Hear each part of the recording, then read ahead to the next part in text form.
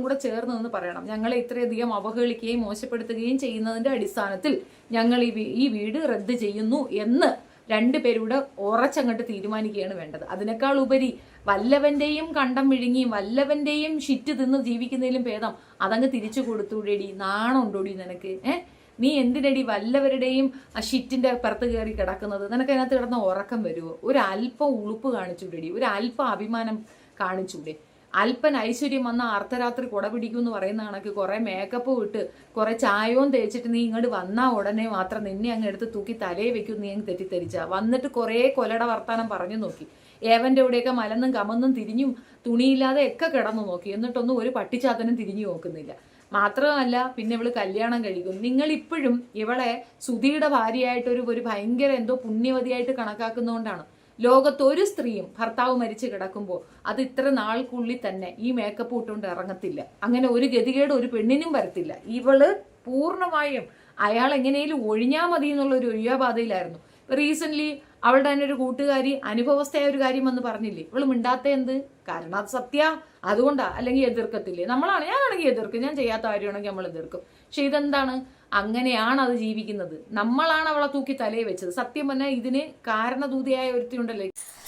എല്ലാവർക്കും നമ്മുടെ പുതിയൊരു വീഡിയോയിലേക്ക് സ്വാഗതം. അപ്പോൾ സഫീന ബീവി പറഞ്ഞതൊക്കെ നിങ്ങൾ കേട്ടിട്ടുണ്ടോ? സഫീന ബീവിക്ക് മാത്രമേ ഇങ്ങനെ ആരെയാണെങ്കിലും എന്താണെങ്കിലും തുറന്നടിച്ച് വിളിച്ച് പറയാനുള്ള ധൈര്യം സഫീന ബീവിക്ക് മാത്രമേ ഉള്ളൂ കേട്ടോ. അത് വേറെ ആർക്കുമില്ല എന്ന് പറയുന്നത് തന്നെ ശരി. പക്ഷേ ഇതിന് ചുട്ട മറുപടിയായിട്ട് നമ്മുടെ രേണു സുധിയും രംഗത്ത് വന്നിരിക്കുകയാണ്. അപ്പോൾ ഇത് പ്രശ്നം വഷളാവുമോ ഒന്നും നമുക്ക് തീരുമാനിക്കാൻ പറ്റില്ല. പക്ഷേ സഫീന ബീവി ഇട്ടിരിക്കുന്ന ചാനൽ വീഡിയോയ്ക്ക് താഴെ എല്ലാവരും സഫീന ബീവിനെ സപ്പോർട്ട് ചെയ്തുകൊണ്ട് തന്നെയാണ് കമൻറ്റുകളെല്ലാം രേഖപ്പെടുത്തിയിരിക്കുന്നത്. കാരണം എന്താണെന്ന് ചോദിച്ചു കഴിഞ്ഞാൽ നിങ്ങൾക്ക് മാത്രമേ ഇങ്ങനെ പറയാനുള്ള ഒരു ധൈര്യമുള്ളൂ, ചേച്ചിക്കെങ്കിലും ഇങ്ങനെ പറയാൻ തോന്നിയല്ലോ, കാരണം അവൾ അർഹിക്കുന്നതാണ് ഇത് എന്നുള്ള രീതിയിലാണ് മുഴുവൻ കമൻറ്റും. രേണു സുധി എന്ന വ്യക്തിയെ സപ്പോർട്ട് ചെയ്ത് ആ വീഡിയോയ്ക്ക് താഴെ ഒരു വ്യക്തി പോലും കമൻറ്റ് ഇട്ടിട്ടില്ല. അപ്പോൾ ഇതിനെതിരെ പ്രതികരിച്ച് രേണു ഇപ്പോൾ വന്നിട്ടുണ്ട്.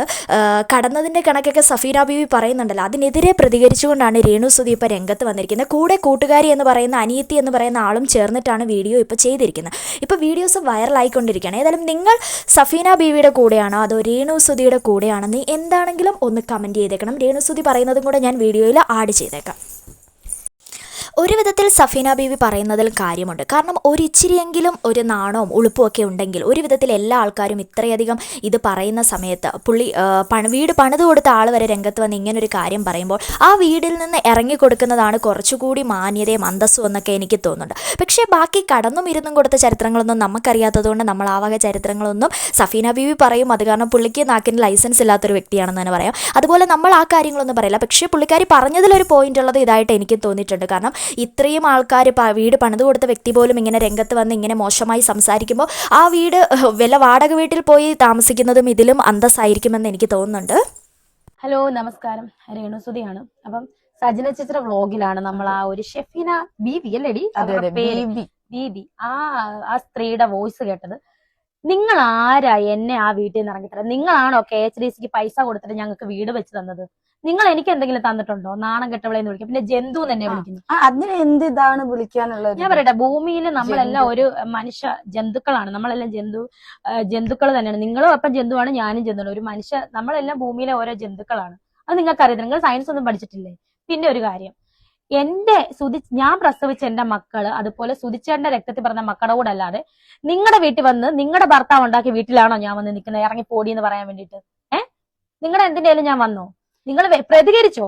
എന്റെ അടുത്ത് കൂടുതൽ പറയാൻ പറ്റില്ല. പിന്നെ അവര് പറഞ്ഞത് അതിനകത്ത് ഞാൻ കണ്ടവന്റെ കൂടെ പോയി തുണിയില്ലാത്ത കിടന്നെന്ന്. നിങ്ങളാണോ എനിക്ക് കൂട്ടുനിന്നത്?